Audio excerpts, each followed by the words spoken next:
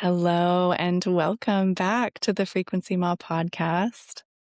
I am so delighted to be back after a long pause and with my sweet friend and founding co-host of the Frequency Ma podcast, but today here as a guest. Oh, the one and only Sheena Israel. And for those of you who, many of you know her from the podcast, if you are finding yourself here without that reference, I want to give just a little window into who Sheena is, and we'll, unravel that as we move through this space. Since childhood, Sheena has been receiving visions and codes for unity and remembering the wisdom of the ancient and navigating the depths of elemental consciousness and astral travel. And her personal experiences from a very early age with the death and rebirth portal, dissolved veils, and illuminated elemental realms deconditioned limiting beliefs and offered her a true understanding of personal power, of strength, of compassion.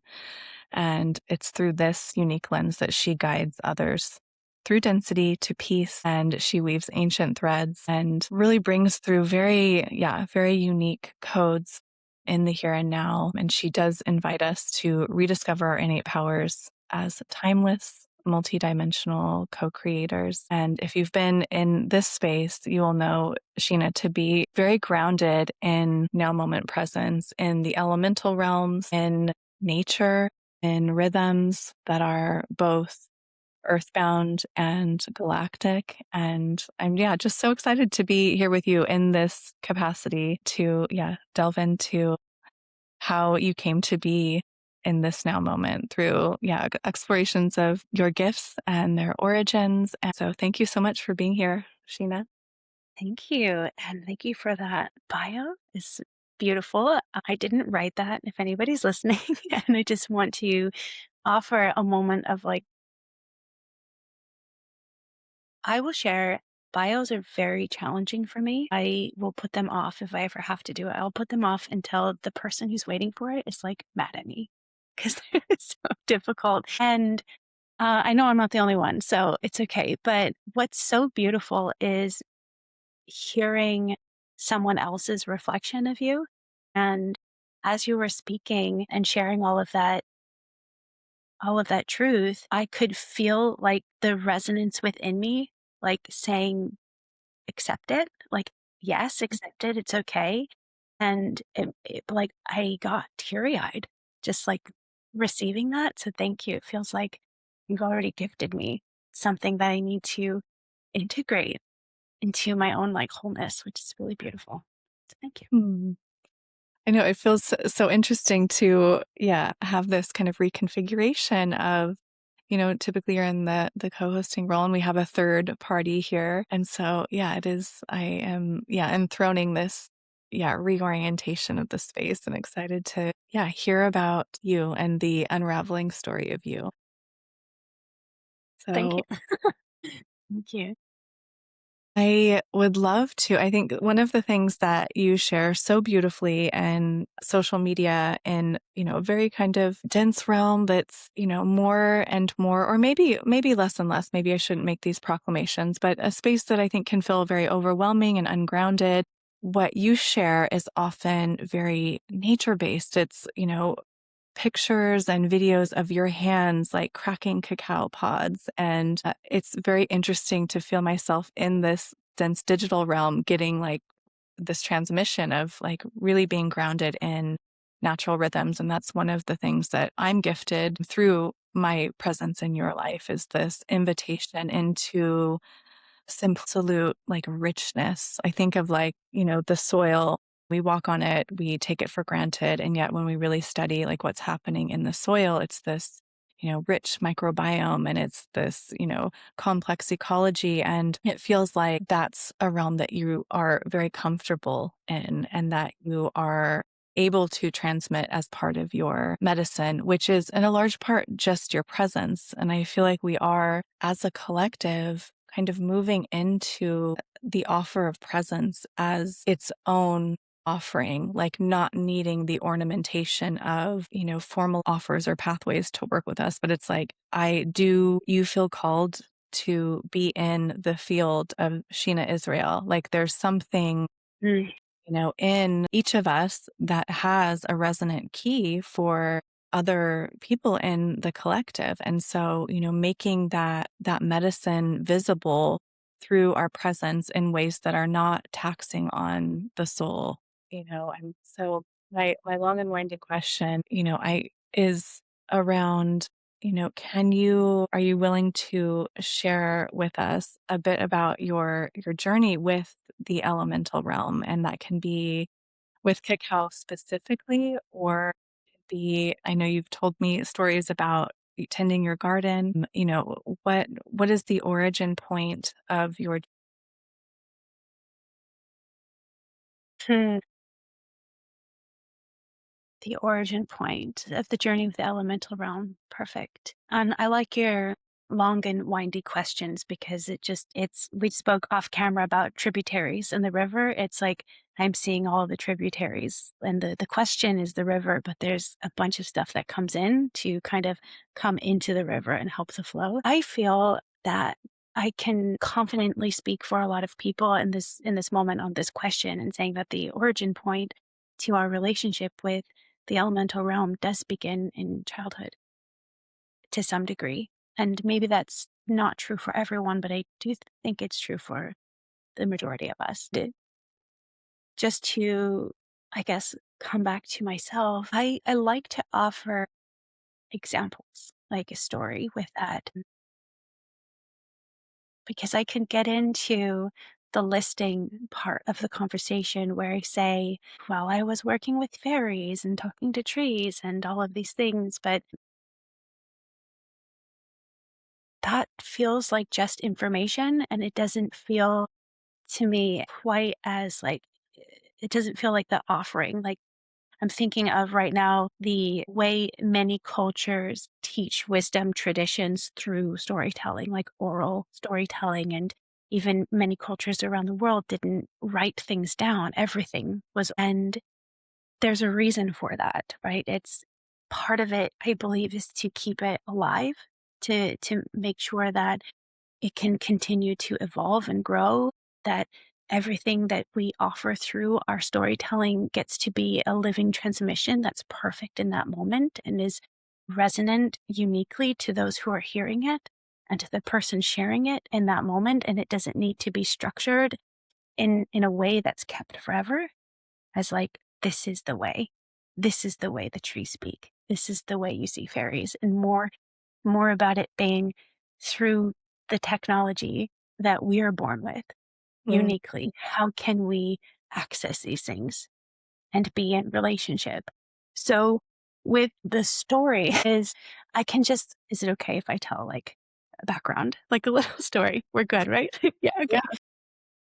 So I I've shared this with some people, and I think we talked about it a little bit ago, and I'm already forgetting, which is silly, but I was born very early, and there's a lot of reasons for that, but the kind of consequence of that was born without like my heart fully formed. I was born with fluid in my lungs. I was born like literally drowning, and from that created this scenario presented to my mom and later to me from the doctors around us, that I would have like chronic asthma my whole life, and that I would never be able to run, I would never be able to play and do things like a normal kid, had all of these food allergies, and I just had to be different in the world of the 80s where there was no options. Like there wasn't extra, I mean, maybe for some families, but for my family, like if if if mac and cheese is for dinner, that's what's for dinner. So I just didn't eat. And it wasn't because my family didn't care. It's that's what they had. And that's what was available. And so I think that in a way, my dreams are very important to me and they afforded me a lot of information. But we can go into the elemental realms in the sense that I noticed that when I was playing outside, I felt really good. I also felt like nourished in a way that food didn't give me. And my nervous system would be calm. And of course, I didn't have a word for nervous system at 4 years old, right? But I'm playing in the mud and I'm singing to the water to make the mud and create things as children do. And in that world for myself, I wasn't the only one singing. I was singing with the mud. I was singing with the water. And that was normal for me. And then I think a lot of people have this story of when they realized that it maybe wasn't normal. Like they share it with somebody and then they're like, no, that's weird. And then you kind of, each of us do with that, whatever is in alignment for us in that moment. Sometimes we retract because we think, okay, that's not normal. That's weird. I'll stop. Or maybe I'm just making it up. Or like me, I just kept it to myself. So I stopped sharing, but it didn't go away. And when I learned that it was useful to me was one moment I was walking through the forest, and I grew up in the Pacific Northwest in and around Seattle. And it was during like a Thanksgiving break, and I was with a family. We were staying with like family friends in the Olympic Peninsula, the national like rainforest there. And so everybody's playing video games, Nintendo or whatever it was. And I think I was maybe 6. And I didn't want to be in that space. Like it was too much for me, like energetically. And so I left and I went for a walk in the forest by myself. And I started to have like an asthma attack. I couldn't breathe. And I didn't have any medication with me. And then I saw this woman like appear in the forest, like tending to this plant. And she was all sparkly. And I just sort of tried to walk towards her because it sounded like this etheric, beautiful voice. And I'm struggling to breathe, but I'm also used to it at this point. So I wasn't panicking, but I also couldn't breathe.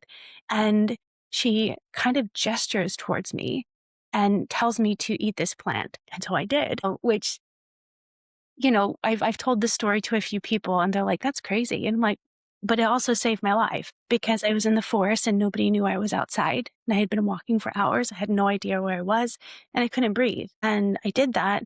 And I started to feel like a really strong sense of calming, like throughout my whole body. My airways opened up. And when I think about that plant in the moment, I don't know what it is, but it was probably related to like a sage or a mint, like kind of family, because it had this cooling effect that helped to open. And so from that moment, I just started to listen to when I was playing with the mud or climbing the tree, and I would hear the songs and I would relax my body and listen to what it had to say. And often it was things to help me with the allergies that I had and help me to digest food. It was always functional and always functional, something that that would help to support me in this physical realm. Like that's like probably the thing that I would make most clear in this understanding of the connection to the elemental world is that they are allies to our wholeness, to our whole body, including the physical. That's beautiful. Thank you for sharing. I Yeah. love there's so many things came through that I was hoping we would touch on because when I think of you and your field and your specific medicine, there is this very botanical, like I think I've described you as like a etheric Snow White before, but there's this like sense of you like, walking through a forested area and just kind of singing and, seeing and touching and breathing and just shimmering in aliveness with the elements. But I think this, when we tend to think of, and I don't think I specifically chose these words in your introduction, but if I were like in a shorthand describing you to someone, I would probably say that like she's a channel, she's an Akashic Records reader, and she's a dream weaver, something like that. And I don't know that I specifically said those things, but when we tend to think of those like more etheric capacities, like someone who is a channel or an Akashic Records reader, we tend to think of like this blasted open crown chakra. And especially when we pair that with the way that channeling and psychic readings are portrayed in this, very saturated online world, it's so just beautifully refreshing to reground that technology as a biological capacity that is kind of, yeah, unlocked through awareness and through our own soul's design, right? Like this is something that this soul choice to be born early and to suffer and to like have these aspects of childhood that are challenging and that create constriction, but that also through that constraint push and redirect. Like, where can I find nourishment?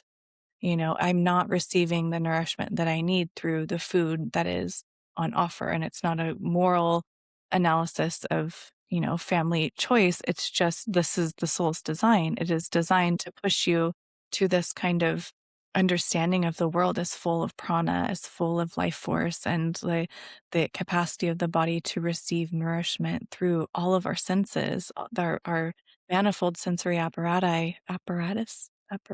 And that's just so, yeah, that's, I think, something that comes through in just how you be, like the transmission of you. Um, and I love this, another reflection on your mention about story. This is, one of the tributaries that we can potentially go down, but the idea that story is this like living, breathing, shimmering stream of memory. But that is, and this is something I'm kind of wrestling with in my own life, is this desire to kind of solidify my genealogy and my bloodline lineage. There's like this almost like a hardening. I can feel myself. I'm like, and this is in response to several family deaths and this kind of changing of the guard and who the matriarch and patriarch of the family are. And yeah, it's very interesting. This desire, this real longing to unlock the bloodline memory. And there's, at least in my experiencing, yeah, a a simultaneous impulse to collect, and that can be siphoned into a kind of consumptive pattern that's, already part of all of our systems to some degree, that we're all kind of, deconstructing, deschooling ourselves out of. And so re-enthroning this idea of story as malleable and is like necessarily like dropping things out. We can even think about this with like the uproar about the Christopher Nolan's adaptation of the Odyssey that is, Mhm.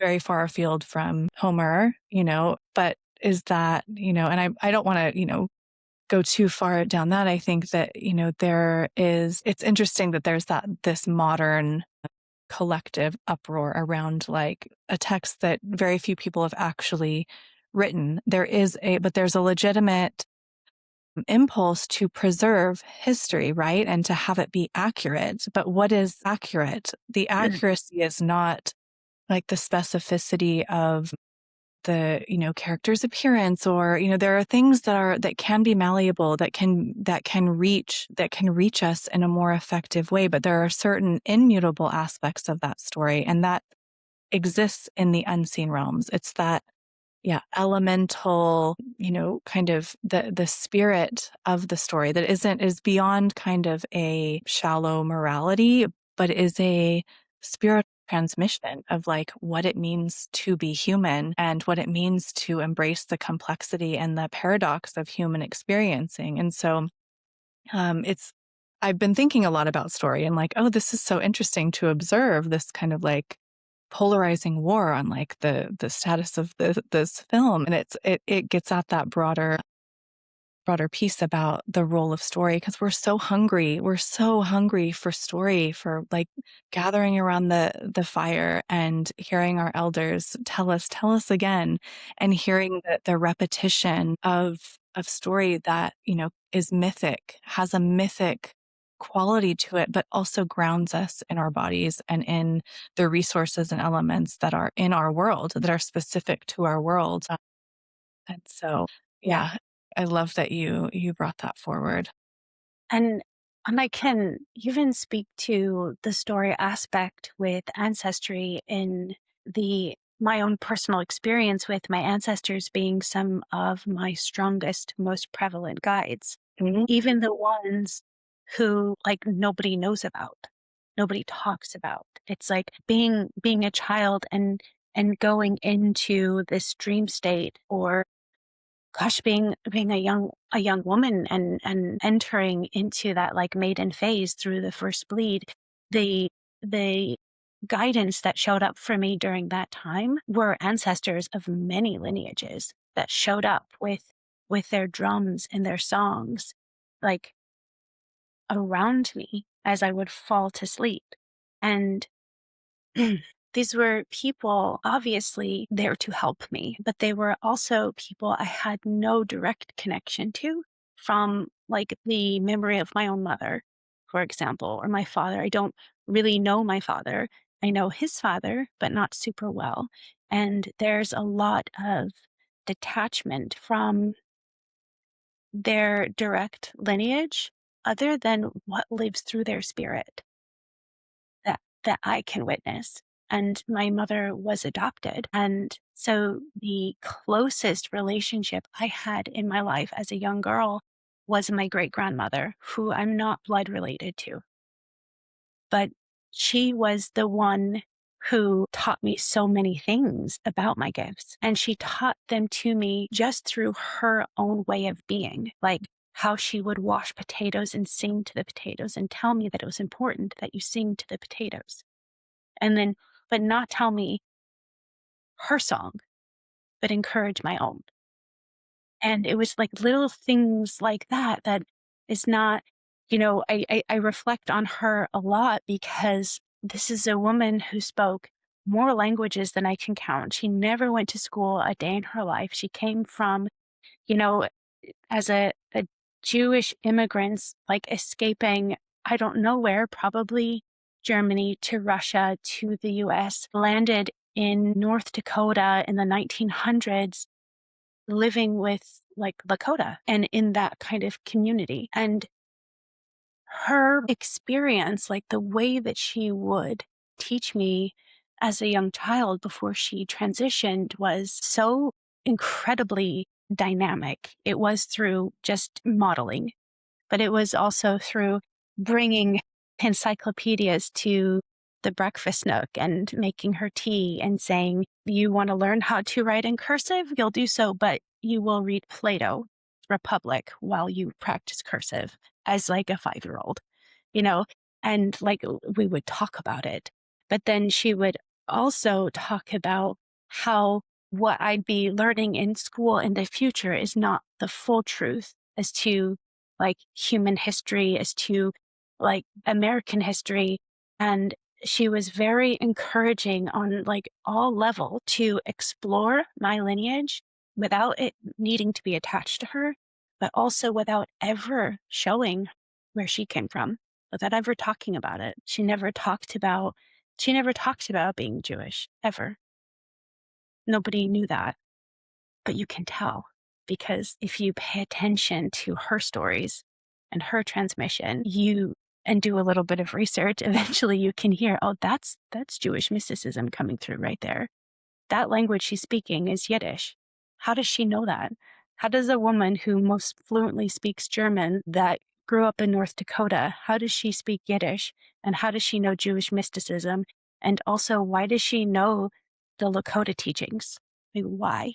But she never talked about it. And I don't actually know why. And I wish I could go back and ask her. But the point is that I think she was a person who just naturally was a transmission, and I was perfectly like primed to receive that transmission, probably because I was so open, maybe because I was teetering this like life and death kind of experience as a young child. And I also had that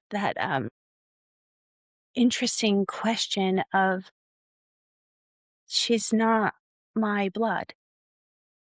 And yet like she felt most family to me, Yeah. more than anybody else in my family. She felt the most like family. How is that possible? And so when I would think about that at night before I would go to bed. I would be sent into experiences where we had had other lives together, where she would talk to me from what we might now call like the higher self. And I didn't know that as a child. Maybe I would talk about it like she just visited me in my dreams, or maybe I would say it was the soul or something like that. But she would talk to me and give me information. And then sometimes she would know that. I would see her later, like in the week, and she would know that dream. Like she was there present at the same time. Like we experienced it. And sometimes she didn't. Sometimes it was just like way over her head when I said, "Do you remember that conversation we had, the other night in the dreams?" And she would say, "Oh no, I don't know what that is." And so there was like this on and off switch that I noticed.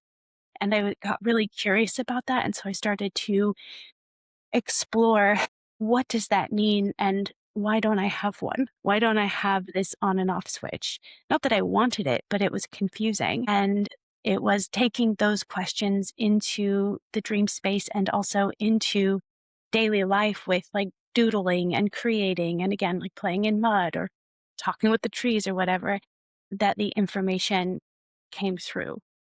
And I think I'm getting away from the lineage conversation a little bit, but also bringing it back to the body as like biological. Like everything that we see is light reflecting light, and light is information. And so if we can be with it, if we can listen, we're so gifted in our physical bodies. We can touch, we can taste, we can smell. We have these physical senses. We also have like the higher octaves of those that are maybe a little bit more etheric, but we can access them just as easily. It just takes like listening in a different way. Yes. I want to invite you to tell us more about that. Like this dream weaving practice that is so dear to you and so specific to you, and can feel kind of far away for people who have never experienced lucid dreaming or don't have this kind of like easeful relationship with their dreams. A lot of people don't remember their dreams at all, let alone are, engaging with their, grandmothers and, receiving insight from their ancestors in that way. So I'd love to invite you into telling us about your practice with dream weaving. Yeah. I dream weaving, dream walking, these are names that have come through. I think there are probably other cultures that use similar names. To be honest, I don't know how to identify it because there's a lot of different like layers to it. What comes most natural to me, one I have never needed to engage in like any kind of devotional practice to, it just sort of happens, is the experience of being in a lucid dream. But it's more, I think it's more lucidity than the way a lot of people talk about it. And I know there are so many people who do this as well, and maybe even like more skilled at it than I am. But it's the best way that I can describe it is that we're kind of, it's just another dimension of ourselves, and another dimension, another way of orienting to our multidimensionality, our expression, our purpose in this kind of realm, this lifetime, this incarnation. And I kind of see the soul as this like really big thing that has different focal points. I don't want to use the word fractured because that seems like a bit broken, but that's not what I'm referring to. It's more of a getting into that multidimensionality and the parallel timelines, and we have soul energy that focuses in one area for one purpose, and we can bring our awareness into that, and then we experience that in form or however it's best designed. But it doesn't mean that we're not also existing in a bunch of other realms as well. And that probably sounds complicated because I think it is complicated, but in the dream space, it's when you can arrive there in lucidity, you you over what happens for the most part. Sometimes, and there's a purpose for that journey, and your higher self or your soul are taking you on that journey, and you get to be present in it and have conversations with the guides within that realms, or in those realms, but you are still being taken on a journey. There's a purpose for that. When you wake back up and you remember that in this waking life that we have, those are codes and symbolism that is meant to be of service to you throughout your daily life. This is where the weaving comes in. When we weave the dream life and the waking life together, that is a beautiful practice for understanding your multidimensionality and being able to explore that without just feeling, what is the word, like fractured psyche. It's not overwhelming. It's more, it's softer, it's more playful, it's more fun. But it's not any less potent than having like a wild. We don't all need to go on the hero's journey with plant medicine. Like I'm not saying there's anything wrong with that whatsoever, but there are very organic methods of connecting in with the guidance of a plant, for example, or your soul or an ancestor or the land, without surrendering surrendering all of yourself into that specific journey. But there is still a surrendering. And I prefer to use the word allowing because it is more invitational based and it's more relational based. It's like, when I place my hands on a tree and I want to connect with it, I'm not surrendering to the tree, but I'm allowing to tend to a relationship that is already present. I just am not always doing it, if that makes sense. Yeah. And so, yeah, the dream weaving it's elemental, it's symbolic. There's a lot that can happen in the subconscious realm, but also within the dream space through my personal practice is we can go into other dimensions. And so like when I'm reading the Akashic Records, for example, that is also through the dream space. And when I've explained this to people before, it's been really hard. They've said, I don't understand. Are you dreaming for me? And I'm like, yes, actually. Sometimes that's what it is. It's getting permission to open up the records of a person or a place or a thing, and then allowing their soul and their higher self and my soul and my higher self to come into an understanding of how does my function as a soul support the function of this as a soul. I'm not collecting their soul memories and their information and then relaying it back to them. And I think that some people do that and in some way, but it's more, for me, it's more of a function and a service. And I think those words are like kind of interesting, particularly the function one. But if I can offer another story. Is an example is like I've had a client before where I was doing a reading and they came with one specific question. I don't have to know the questions. So that's something that's interesting, is that if they don't want to share with me, they don't have to. I don't have to know the question because I'm not allowed to see what is not mine to see or what they haven't agreed on. And I'm not allowed to relay to them what they're not ready for. And by allowed, it is resonance. It is not like you're not good enough or like I need more practice or they're pushing me out. It is all resonance based. If I come in with pure intentions and maintain that frequency, I will only receive what is resonant for me to receive, that is resonant for them to receive. And so it's a mirroring effect. So they've come in with questions and then I'm presented with a scene and I can explore that scene if it's like a past life memory or something like that. But I'm always offered the opportunity. Do I want to explore that scene, which will be like a living of it?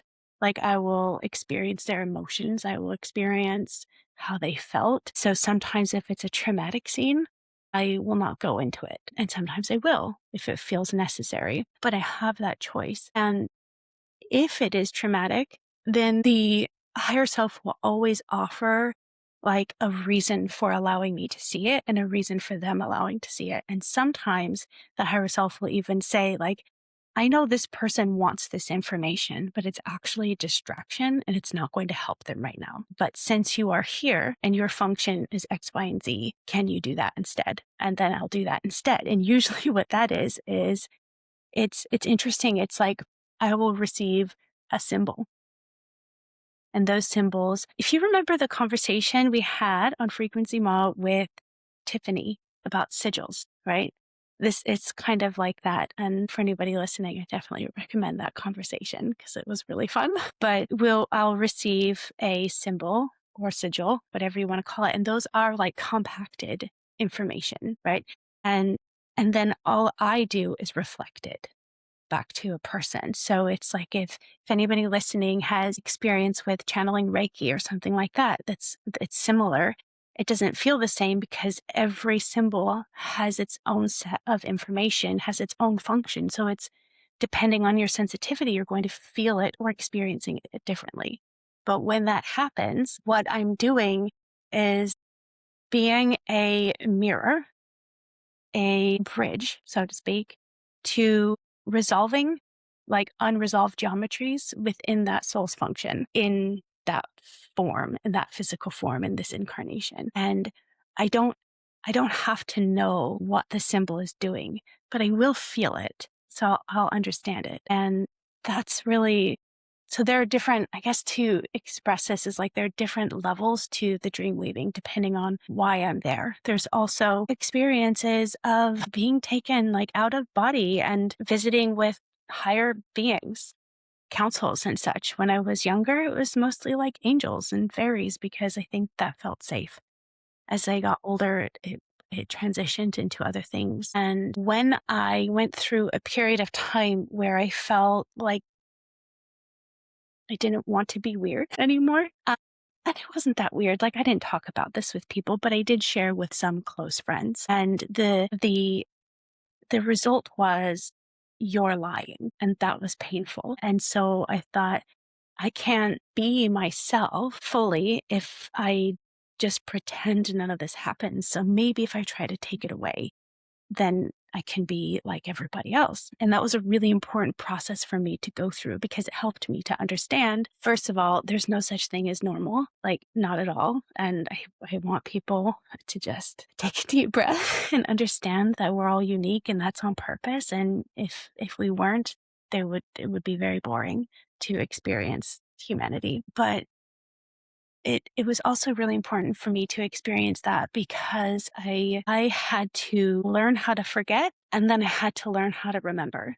again, knowing that it was possible, but I had chosen to gaslight myself for a while. I had chosen to like manipulate myself into believing that it was all a lie.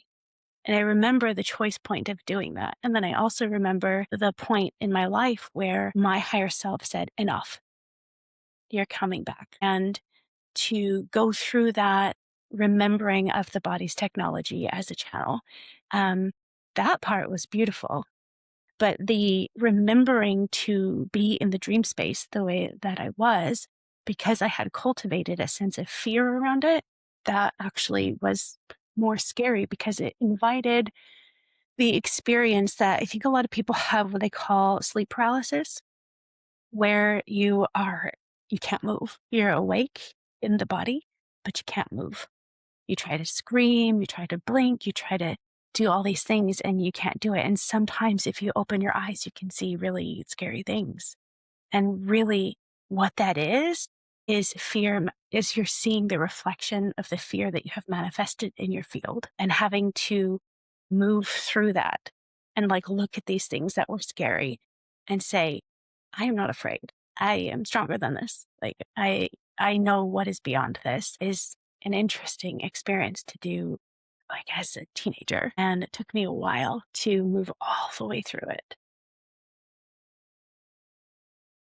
Yeah, but the process of remembering is really beautiful. It's really important. And I think that, I needed that because it gives me a sense of compassion and an understanding too for those who have that feeling of, I think there's more to my senses than what I have been engaging with throughout my life. And I want to explore that, but I'm a little scared because I think somatically what happens is there's a sense of excitement energetically running through our body. And that can be translated by the mind as fear, and that can turn into anxiety. But really, it's just energy moving through. It's ready. It's wanting to manifest. It's saying, yes, it's time. It's time. Ground your feet into the earth, put your hands on a tree, and feel the gentleness of it. And when we soften the fear, we receive the light. And by light, I mean information. I love that. I immediately when I'm hearing you speak to all of this, questions forming around, there are so many people who are desiring guidance in how to access the dream realms as this, kind of like I was almost seeing when you were describing the dream space, like there's like a train station Mm. where it's like there's, that this is your initial landing space when you arrive lucid, and you can, choose which train to get on, or and people will have all different variants of that, of like it might look like time streams, it might look like ribbons of light, it might look like any number of things. But this idea of people pursue these practices, as you say, to help their lived life, to weave the insight that is, I don't know if this is the right word, endogenous, but kind of native to our systems, this way that we can access the kind of, psychedelic, the the vibrant and disruptive realms of our soul's design, and to access the guidance of our own higher self along with our guides who are um, yeah, partnering with us within those guardrails of, love, truth, and beauty. And that, yeah, this idea that you had this inborn capacity, shut it off, and had to relearn it gives you this perspective that allows you to teach this from this space of beginner's mind Mm. because you had to relearn it. And so Mm. I'm curious, what insight practices would you recommend to someone who is, trying to get into accessing the dream realms in order to align their daily lives? Yeah, I mean, I think that a lot of people with this question who do a really beautiful dream work would probably start by saying, have like a journal and write your dreams down. And I think that there is, I mean, that's an exceptional suggestion, but to anyone listening, I want to say to you all, like, I don't do that. And I have wanted to, and I have done it for a little while, but I'm not good at remembering to journal, period. When I was younger, before I had the turning off, I had a practice of writing before bed by candlelight specifically. This is why if you see any reels on Instagram and I'm lighting the candle, it's not for show. It is ceremonial. It is, I mean, it's for show in the sense that it's beautiful and life gets to be beautiful. And so does channeling. But it is the thing that when I was a child, if I couldn't be outside and feeling the wind or like touching the water, like I needed an element as an activator. And I just knew that. And fire was one. And I was so lucky to have a mother that let me have a candle, by my bedside and gave me the matches to light it at 5, 6 years old. Like that's maybe not a normal mom thing in today's world, but I was lucky that I had a mother that let me do that. And I would light the candle and I would get out my pen and paper and then I would write. And sometimes depending on the period of my life, it looked like a blessing. It looked like a prayer. It looked like a question. It looked like a song lyric. It looked like whatever felt true of my heart and whimsy and expression at whatever moment it was. It was not a rigid system. And sometimes I still do that, but I don't do it every night. And there was a period of time where I stopped. And so to the answer around like getting a dream journal, I can say that the thing that most helps me is what I do before the dream, is what I do before the bedtime ritual. So maybe it's like setting an intention that, for me, what I feel is most important is setting an intention that's not just in the ethers. And it doesn't have to be written down, but it could be as simple as like washing your hands before bed, or something that is physical. And I think, for if we get into the conversation around like bringing in human design for a moment, we in that system, we each have like our strongest sense. That strongest sense is often misunderstood as like what is stronger, because that's what the language like points to. But really, what that actually means, according to that system, is that that's the gateway. That's the sense that was strongest, most open when you were born because of your soul's design. Through that one, you can explore many. Through that one, all of them will open up, and they can all be equally strong. It's just like, we can call it the gateway. And for me, in that system, my strongest sense is touch. And when I first encountered human design and I read that, I thought, that can't be true. That's ridiculous. Like, I'm always like dreaming. I can hear things. I can see things. Like, my third eye's plenty open. Like, that's ridiculous. But then when I thought back to the different things that I knew and couldn't explain why I knew it, it was because I processed it with my hands. It's because I engaged with this idea or question or thought through the physical realm, through the physical body.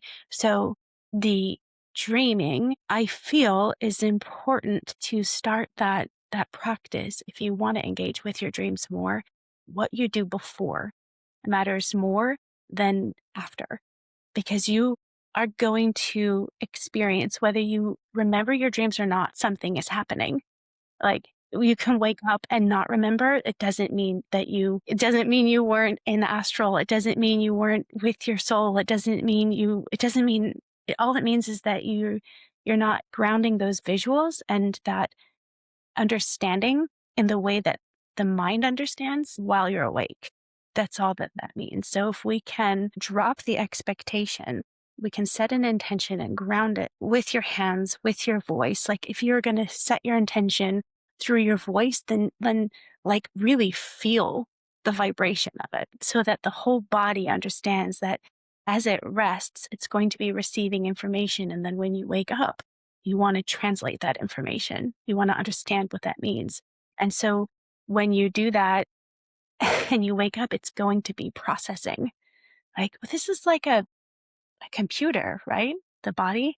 And it's always processing, whether we're asking it to or not, whether we're aware of it or not. And so everything we encounter, whether we have an embodied awareness of that or not, we are processing, and it is available to us, and we have access to it, including your lineages through the blood, right? That blood is alive within you. And so all of the information that is encoded within that is alive within you. You have access to it. And it's beautiful to have tools that we can, go on to this website and learn more, or look at this birth certificate and trace things back. But a lot of times it opens up more portals that just validate your own inner knowing.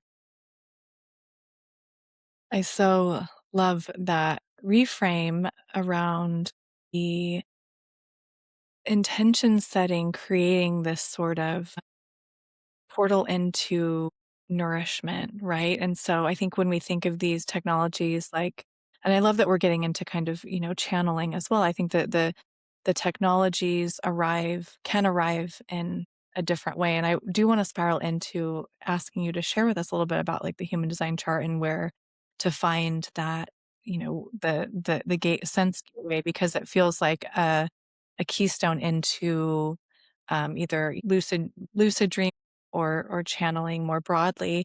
But when we, feel into these technologies, they can so easily be sensationalized. And you touched in on that when you were talking about your encounters with the Akashic Records, and that there's this almost, I don't want to say egoic, but there's our mind creates these kind of inquiries around like, I want this almost as a kind of like psychic tourist. Like we want this like juicy little bit of, gossip from the other realms rather, so I think a lot of practitioners engage that and they push through those organic boundaries on what is available and what is allowable and deliver information that is not actually relevant or useful, but they can have a kind of gloss on it that feels like, oh, I got something good. I found out that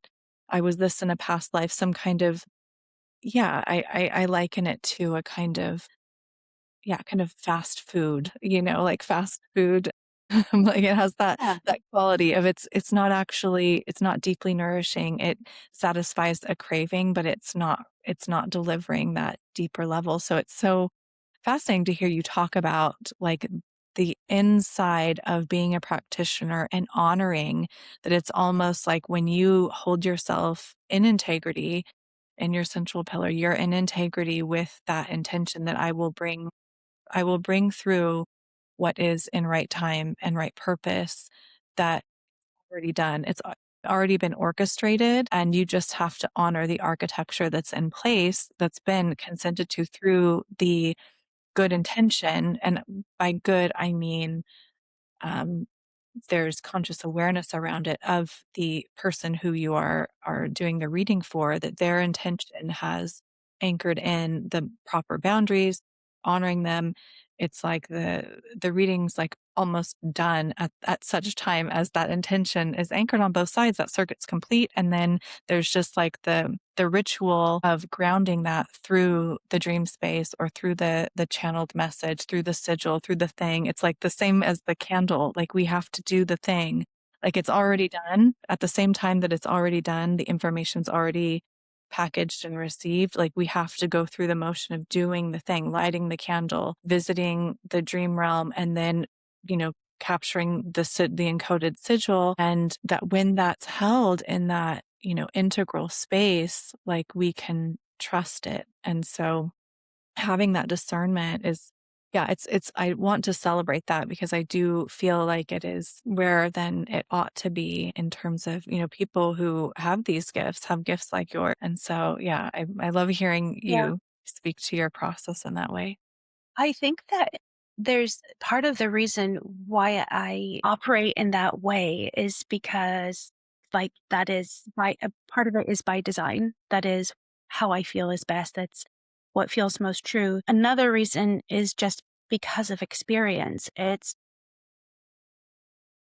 when we talk about maybe other practitioners pushing through something, or maybe not even talking about them, that inner alignment to what is true, what is supportive now.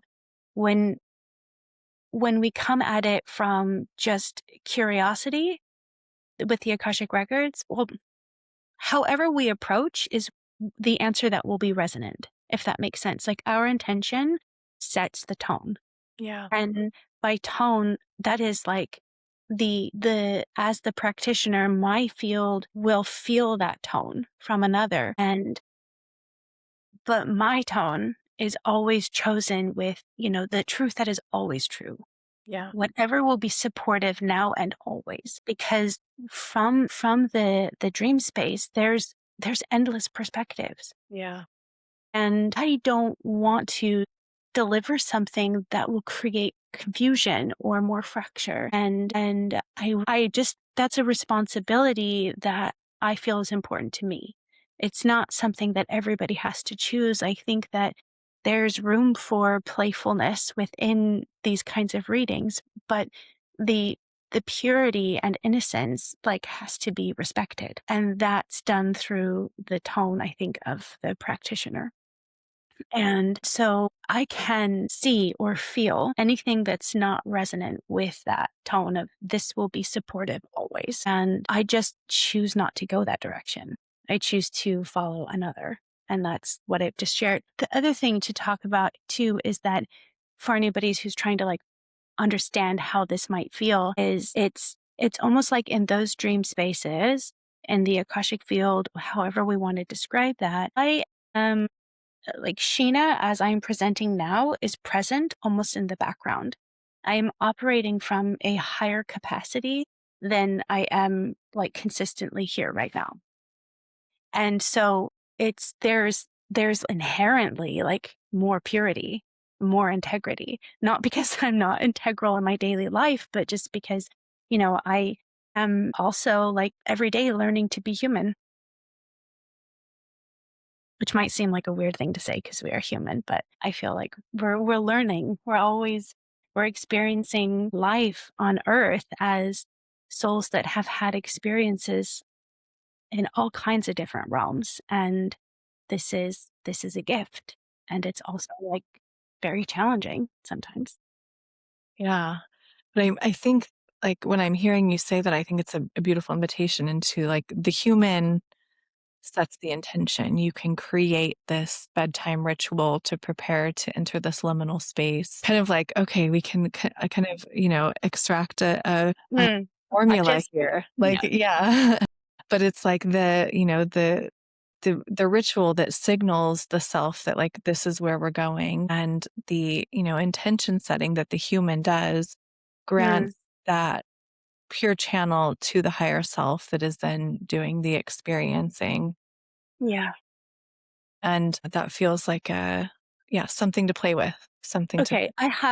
Okay. This is good. I can give a better formula, right? That will maybe work for people who are maybe like co-sleeping and don't want to have a candle right by their bed as they fall asleep with a baby, I because have. that's something that came up for me too Yes. when my son was very little and my practices had to shift. Yeah.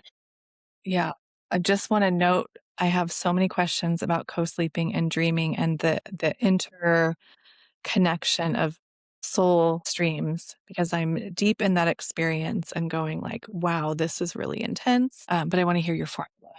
Yeah. Yeah, so the formula is very simple, and I apologize to anybody who might roll their eyes at this, but I promise if you sink into it, it's going to bring something to you. So the candle and lighting the fire, yes, it's physical, it's a physical element, but it represents light. It is a reflection of inner light.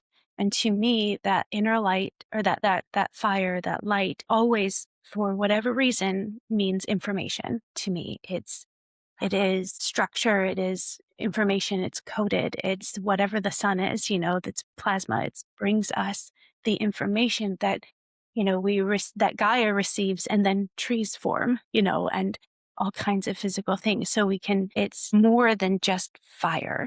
But if we tune into that inner light, within every cell of our body, there is like photonic light, like phosphorus, like when you light a match. So like if I'm lighting a candle, then the lighting of the match to me signifies the spark of light within my cell. That happens every time I breathe. That happens every time all of us breathe. We take a deep breath. We have the oxygen meets phosphorus, if that's right, within the cell, and then it sparks. So we light the candle. That is a representation of the light holding steady with inside of the cell, with inside of the body. So grounding this into something very practical is connecting with your breath in a natural rhythm. And as you're doing that, connecting in with the inner light within every cell of your body, and allow that light to like hold steady with your breath. And what comes to me, what helps me engage in the dream space most like harmonically is if I'm also connecting the womb space, like feeling into the heart, feeling the pulse of the womb, whether you have a uterus or not, doesn't really matter, but like feeling that and connecting that in with the breath. And as I do that, like I'll gently fall asleep. But that gets me into something deeper than theta. It gets me into the space where you are the liminal space between sleeping and dreaming. And that's where my mind is kind of transitioning from small linear human mind into a higher mind. And that's usually when the ancestors come in, the guidance comes in. And that's also the space that I need to be in to go out of body if that's what is being required of me at that moment. It's not always. We don't always have to go out of body to travel. in the astral realms, or we can do that right here. Okay, so first step, light a candle, breathe Or into. if you can't light a candle, just knowing that the candle is representing the light of the candle, the flame of the candle is representing the light within yourself. So maybe that could be awareness, right? You bring awareness to your dream space, to your body, to everything that you hold and wanting to expand out because all like light exists everywhere. So bringing awareness into the light of yourself, breathing into it so that it's activated, feeling your heartbeat, connecting in with the womb or your solar plexus if that feels best, and just like settling into that. We don't have to like go up to the crown or whatever. Like we can, but we don't have to. I'm excited for your recorded meditation to help us all with this. Mm. Just a gentle invitation or nudge. But I that's realize this is also probably different than what other people might guide you into, like with it's your dream medicine. journaling and Yeah. yeah. But this is it's simple. It's what I have always done, even if I didn't have a structure around it. And very specifically, when I was co-sleeping with the baby and really needed deep nourishment from the dream space, I couldn't have a candle by my bedside. Like that doesn't mean you can't. It's just that wasn't. I didn't have the setup to do that safely. Yeah. So Well, a big takeaway I'm taking is, that the reframe of approaching this, both the liminal space that precedes sleep and sleep itself as a realm of nourishment. I mean, that in itself, is it's a revolution that's arriving for me in the space of this conversation is like, even just setting that as an intention, like I intend, and it's so funny because we, as biohacker adjacent weavers, we can talk about sleep scores and yeah. optimizing our sleep. And we know that it's so important for our biological health and wellness and our experience of waking reality. But, even if the formula is enacted through both intention and awareness, the intention that sleep be nourishing versus this a kind of extractive, like I need to have some kind of revolutionary experience that takes the pressure off of having to like immediately drop into lucid dreaming and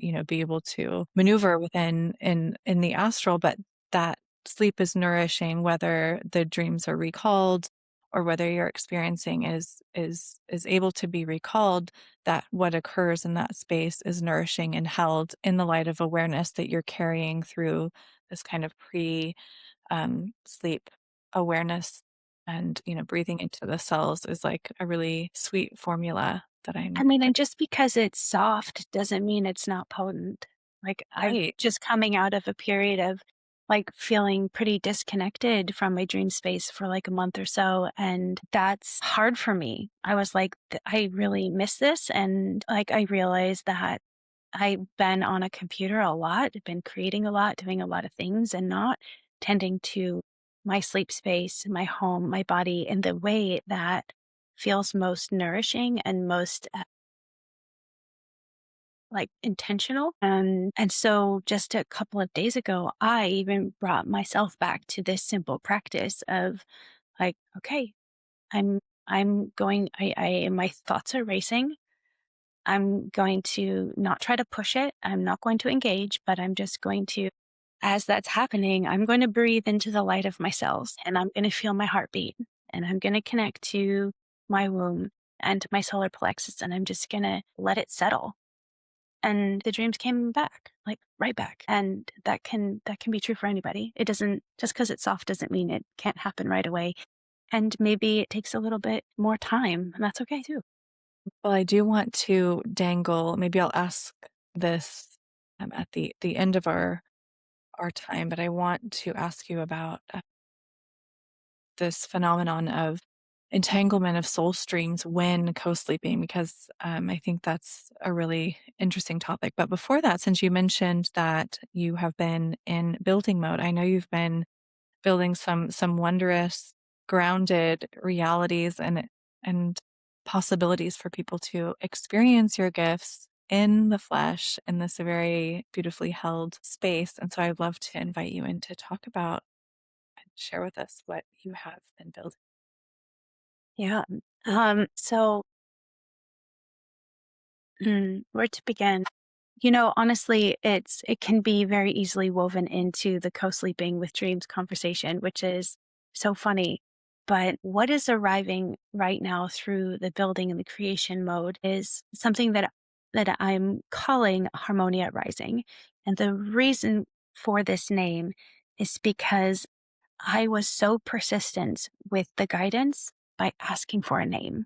Because I'm like, I need a way to talk about this. I can feel that something is coming together finally. And I say finally because it's like decades in the work. Like it's a life's work kind of experience, but the pieces didn't come together all at once. I had to learn, I had to grow. The collective had to be ready. It needed to be right timing. And that's like, we can get also back into the conversation around not forcing and letting right timing arrive for us and having it, yeah, just like needing a name to call it. And they offered me this name and I was like, well, that's really beautiful. And then they showed me the picture as to why, like the visual of it.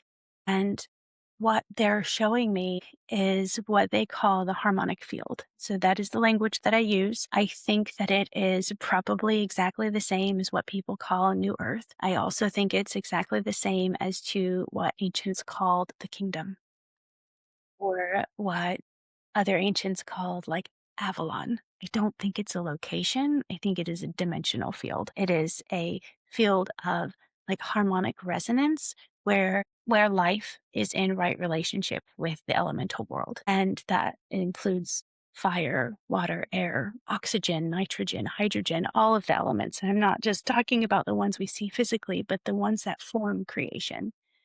And that also includes the animals and the trees and, lucky for us, humans. And I feel that what they are guiding us through in this kind of retreat format is it's like an immersion on purpose because we can feel into what it is like to be in harmonic resonance with the elemental world and ourselves so much better when we're doing it together.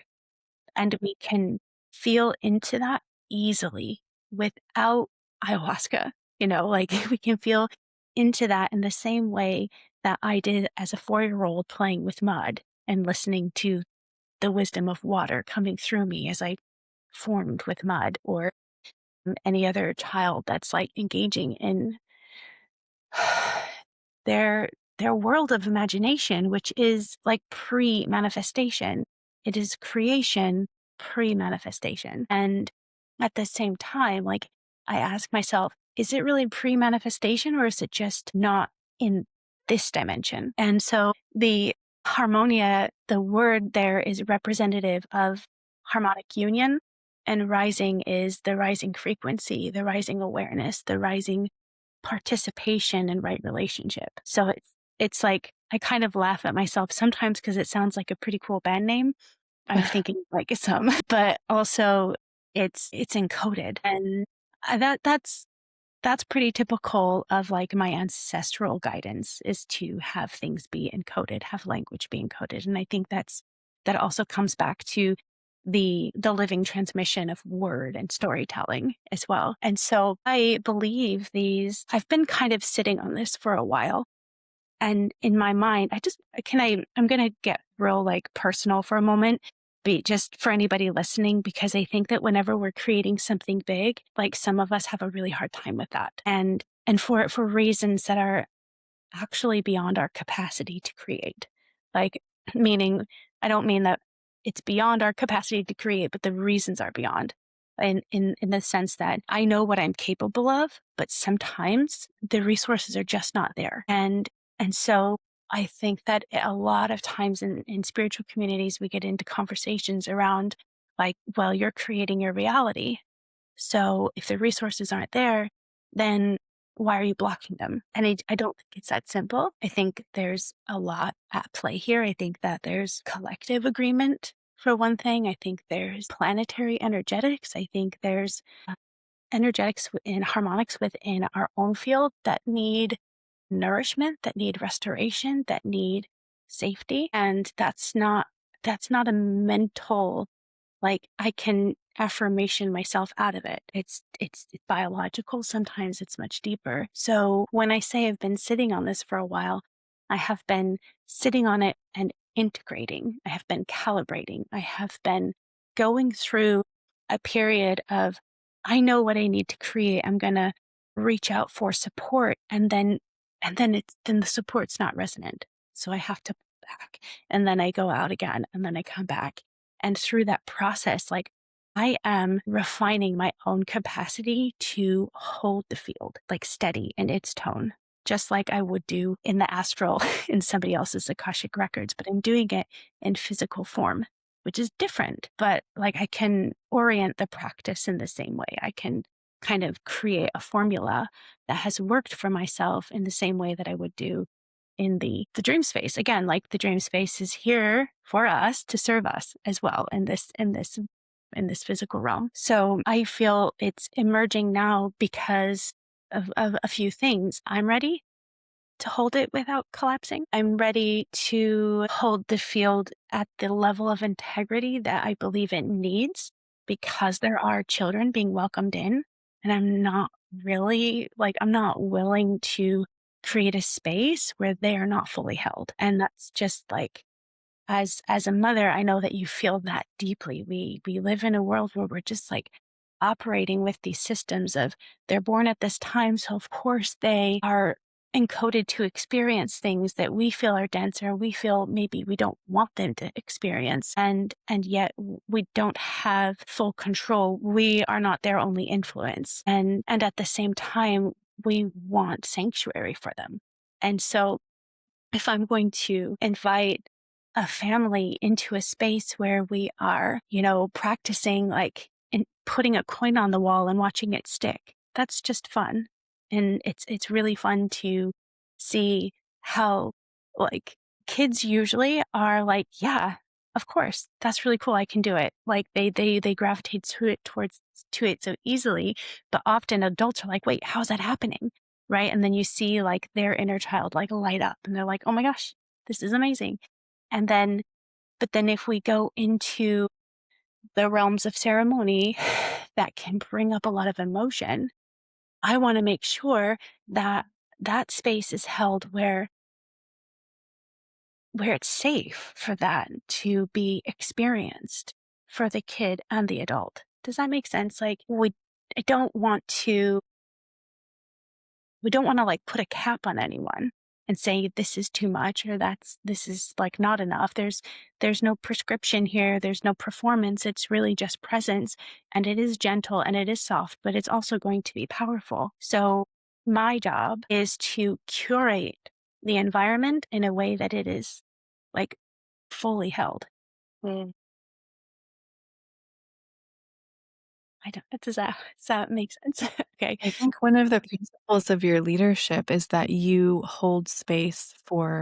very specifically hold space for children as oracular transmissions that are part of enacting this harmonic field, right? This new earth. And that our role and, like, harmonia rising is part of this bridge time. So, like, these tactics and frameworks that have us in fragmentation over not having arrived yet at this state in which harmony is fully present and where it is enough for our gifts to be met in reciprocity and abundance. That's what we're building towards. We are in material density. We're actively dissolving programs around limitation and poverty. And it is, as you say, on this, it's a collective imprisonment that we are undoing. And it takes active awareness and intention around dismantling. And so, yeah, just to your earlier noticing around these kind of, false ideologies that perpetuate fragmentation to, assert that, like, well, if you don't have it, I mean, on one sense, it's true. It's like that fractal reality that you're talking about earlier. Is it on one sense, like what we have is what we, I'm trying to think of the exact phrase, and I'm thinking of Carolyn Elliott right now, who just passed, and I'm honoring her presence in the field right now. But this idea that, we are perfectly placed, like there is a divine intelligence to, even if we're finding ourselves impoverished or lacking resources, there's a divine logic to that. And Mhm. and yet, like, we exist in a world that is not yet anchored in that collective reciprocity. That's exactly what we're building towards. And so Yeah. I think like a key thing is acknowledging that we are in a bridge time. Like we are specifically working to anchor that reality. And so the fact that it already exists in the quantum does not mean that it exists now. And so I'm so grateful that you have honored this long time vision that's been on your heart to create a retreat space that is oriented around that keystone, that children are such a huge part of bringing forth that reality. And so, creating physical spaces where families and individuals can gather and like practice these realities is like just, yeah, so wonderful. And yeah, I'd love to hear you describe more about Harmonia Rising itself as this, this held frequency field, but also this retreat, because I know it's coming up. Is it this Yeah. or is it next month it's coming up? This month. Okay. Yeah. Yeah. Yes. Yes. It's like it lands on the full moon eclipse, like the end of eclipse season, which wasn't actually chosen. It's just the space that we chose. And by we, I'm working closely with a friend who's also doing the catering, and she lives in Teos. And so she was sharing like different places in that area that we could use. And this is the one that we landed on because it was like, it's the right space. And this is the weekend that was available, like until late into next year. So we're like, okay, we're moving with it, which is a whole journey on its own. But yeah, so this one is by this one, I say like guidance here is that this is for me a bit of a pilgrimage is how they talk about it. So the rising harmonic field, the reason for the pilgrimage is because this is happening all over the world, and many people are doing so much good work, and whether they are doing it in like on purpose or not, they are, and so many are doing it on purpose. And so this location arrived as like the first like anchor point because of what is going on planetary wise, what that location needs, and also because of messages from cacao and the cacao in that space. And I think that what I'd like to share is why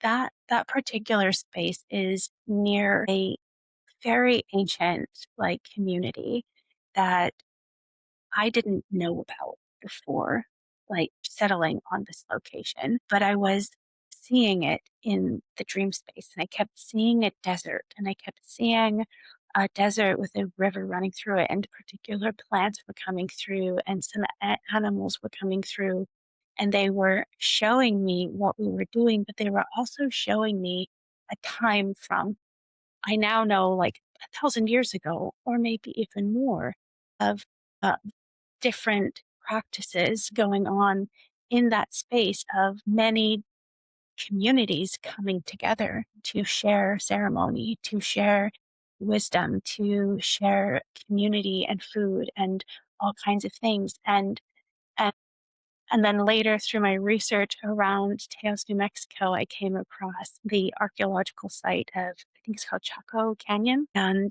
there's like remnants of cacao ceremony there and everything that the dreams were sharing with me. And I had no idea of. And it just felt like, okay, there's a reason for this, like there's a reason for all of this coming together. And I've learned to trust that, but sometimes I still question. like what's coming through and why. And typically, when I question it, I'm met with an answer that my mind can understand, like that it will show up for me. Like I found out about this archaeological dig through like, popping up in YouTube, like, and I'm like, I'm not researching it, just kind of, I'm like, oh, that's interesting. I'm going to watch this 1 hour video on the archaeology of New Mexico. Why not? And so, so this retreat specifically, we engage in and invite, and we engage in community with the nature, with the land that's there, because each location is like a convergence point of ley lines. There is already a hum arriving there in the harmonic field. It's, and this might be true everywhere, but with ley lines, with converging points, we can access those a little bit easier because they're already activated. Like the from Gaia herself, it's like she's saying, here we need to anchor in more awareness of light. And when we arrive in those locations through this retreat, through your own exploration, through the feeling like I need to walk down that block and be by that tree for a moment. It doesn't have to be with this retreat. It's we're all called somewhere to to anchor in light, to breathe it in, to help stabilize the field. And so when we come together in this space, we will be first and foremost listening to that hum, listening to the land, and we'll do it through play. And that's the invitation that children offer us, this playful innocence. Right when you said children, Arden Yeah. walked into the room. Yeah, I love it. This playful innocence that I think is very fun, but I think is often by adults belittled in a way. And I know that that transmission comes through to me through my own son who when he was really little, he didn't really like it when I would say, "Do you want to play with this?" Mhm. It's like the language there bothered him. It was like it was encoded with something to him that that made him feel smaller than what he was, less intelligent than what he was. And so through observing that and listening to him and changing the language and working with it, we I came to an understanding of what he needed. And then I started to offer that. And then he thrived more through his play. And by thriving, it was like dynamic and unique. And it wasn't like we don't think of like play as being thriving or not thriving typically, but what I mean is thriving in his like the expansion of his like the wisdom that he came here with. Like we all arrive here with our own unique codes that are meant for the time that we've arrived in. And they're meant to unfold and blossom over time. And children are not like they're not different. Like those codes are available from birth and they're here to be of service in a variety of ways. And they're not here to be extracted. They're here as a gift that we need to honor and respect and treat as sacred. And so when we engage in this retreat with nature and we do it through play and we do it through ceremony, we kind of like enter into the harmonic field through the softness of being. It's like how you can get into a really beautiful, nourishing like ceremony just by washing the dishes, like the sound of water running, the feeling on your hands, like that can be ceremonial. It's a mundane task. And I know I am like guilty of often like being grumpy about washing dishes. And like I can admit to that with love and grace for myself because it's not really a problem. It's just like a mindset at that time. And I can shift out of that mindset when I choose, but I need to be supported in that choosing. And an immersive experience like this retreat is the support in the choosing. So we choose to arrive and choose to explore through play, through creativity, through ceremony. And you are supported in that experience because myself and the practitioners and the land are holding the space. Mm. We are, you are supported in that arrival and in that exploration and expansion. And yes, it's fun. Yes, we will make cacao together, not just like have ceremony with it, but anybody who arrives, they get to learn how to make it. Mm. And that's going to be fun. And maybe not. Maybe some people are going to be like, wow, cracking beans with my hands is really boring. That's fine. You don't have to like it. You can do something else.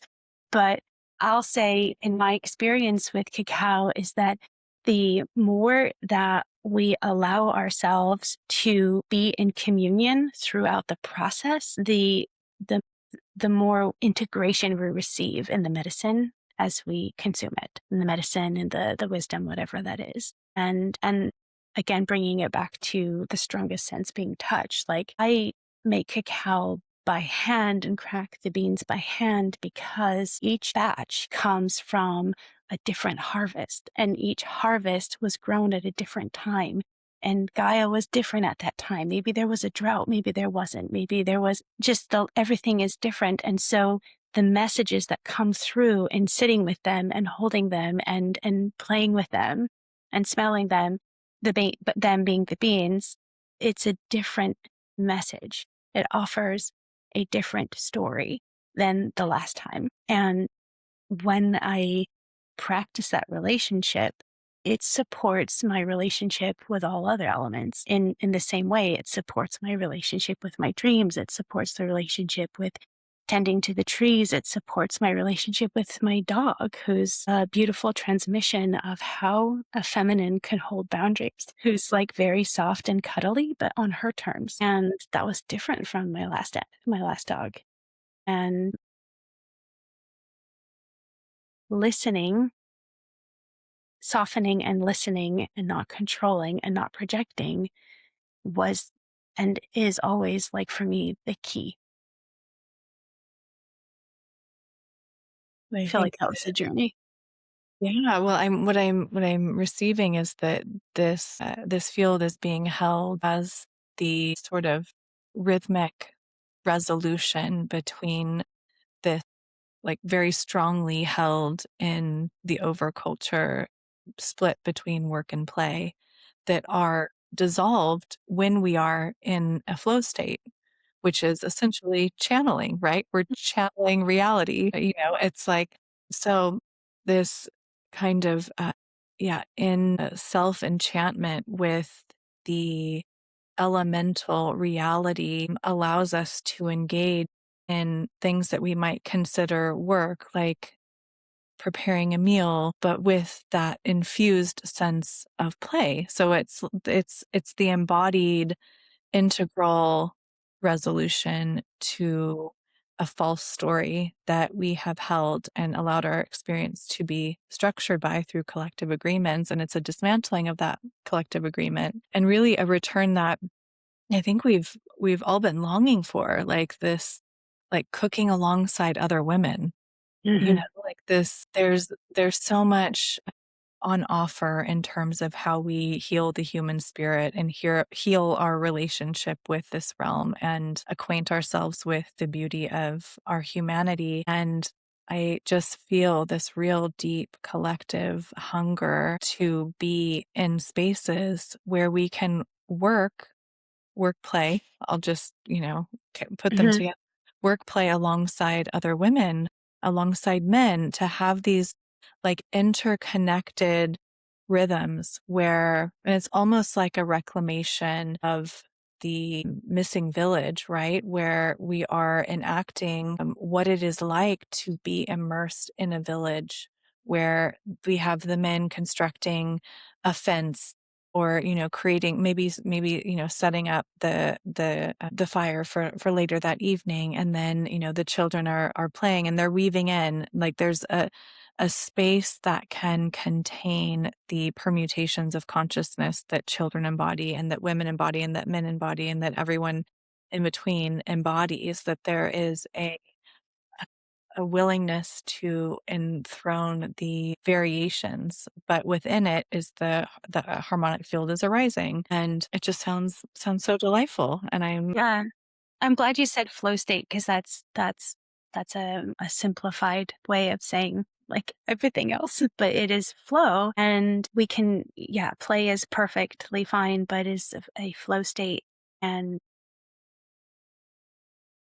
we participate in achieving that flow state and holding the field for the flow state for everyone through various ways that might begin with, movement practices in the morning. For those who want to participate, that is, we're connecting with the DJ to come so we can all have like a dance party, which admittedly also to anyone listening, that's like a little outside of my comfort zone to like dance in a group of people I don't know. However, like dancing is a huge part of like somatic connection for me and my son. It always has been. And it is like a regular occurrence if there's like big feelings or kind of this dampening or challenge or whatever it is. It's music, it's sound, it's movement, and then we just get really playful with it and look silly and it doesn't matter. And then afterwards, like, I mean, sometimes it can go really late into the hour, and I used to feel guilty about that. Like, oh no, I'm keeping my son up until like midnight, but also like he's loving it, and we're just sweaty and dancing our hearts out with our puppy in our tiny little living room. And and like I got over it. I got over the time because it was brilliant and beautiful, and we both needed it, and we felt like totally refreshed and recharged, and also like that particular kind of movement is so great for the dream state Mm. because you're really activating your light body. Because it's joyful, and so we both have great dreams, and often if we have danced together, then we will dream together. And so we wake up and we've had the same dream, but we each orient to it differently. So we'll talk about it and he'll share like how he felt in it and what he experienced, and then I'll share what I did. And so, at Harmony Rising in these retreats, we'll also probably participate in the collective dreaming. And I mean probably meaning it's an invitation and nobody's forced into it. It's also like just fun and gentle. But we can also explore, like part of my offering is beyond the cacao is also just working through some of the dreams that we might have while we're all there, whether they're together or separate.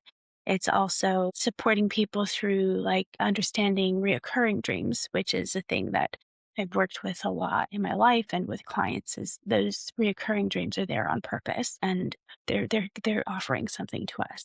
And those are really fun to work through. And yeah, and we'll cook together, and we're going to be joined by Little Bear. He lives locally, but he's a Lakota medicine man, and he works with youth and kids a lot in his practice. And so it was really important to find someone like that who would, yeah, welcome the children in the clearing ceremonies, and welcome in the drumming and the fire and the storytelling as well. So it's not, I mean, for those who want to do sweat lodge and things like that, that's also available. But I wanted to make sure that those lineages were not only for the adults to experience, but also for the children. And part of that is just my own experience growing up around different tribes and being invited into powwow and ceremony and having it feel like so deeply nourishing,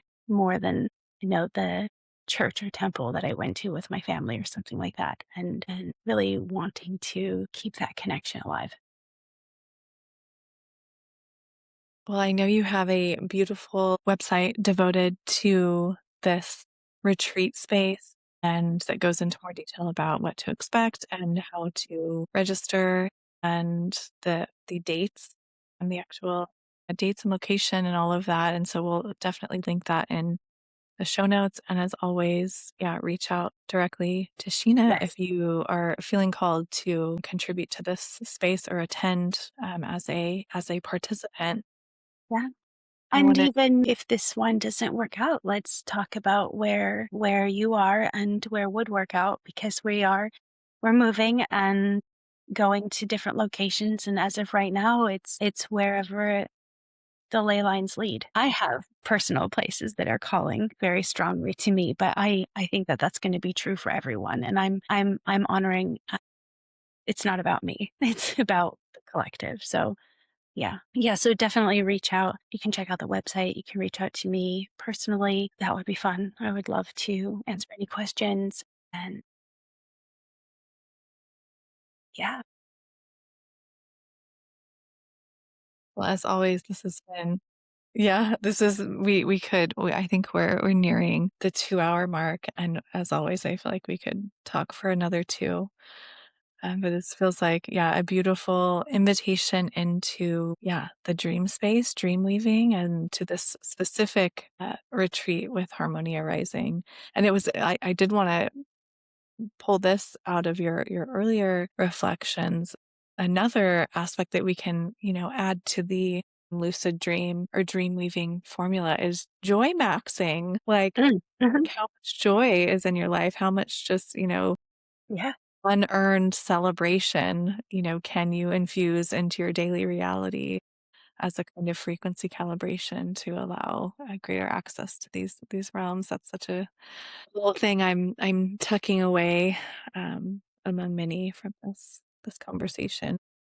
That's the joy, the bringing in the joy, and also, maybe for people who don't want to get into a dance party, that's also true of spending time in nature, right? Just even if it's just your backyard, if you have one, or pretty flowers outside. Like, again, the dream space is in the way that I orient to it is, again, like information and light reflecting light. Everything is light reflecting light. And so if we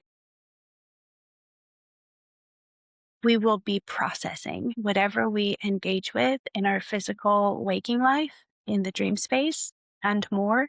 And everything we engage with in the dream space and more, we will be processing in the waking life. So the nourishment of nature, of a tree, of a flower, of a bee, of your pet is just as potent to the light body as dancing around. Many, many pathways to Mhm. joy. I love that. Thank you. Thank you. Thank you so much for being here and sharing just a small bit of your journey and your gifts. And yeah, again, I want to thank everyone for tuning in. And please don't hesitate to reach out to Sheena on if you feel called to weave in this burgeoning field. Yeah. Yeah. Thank you. All right. Is there anything else that you want to leave our listeners with? Well, I'm holding this obsidian, this black obsidian right now, and the only thing I want to leave with is just this little piece that just chipped off. And I don't know why that's important, but I'm just holding it. And this now I have this shard, and I'm going to be processing that. There's Yeah. something there. Yeah, that's all.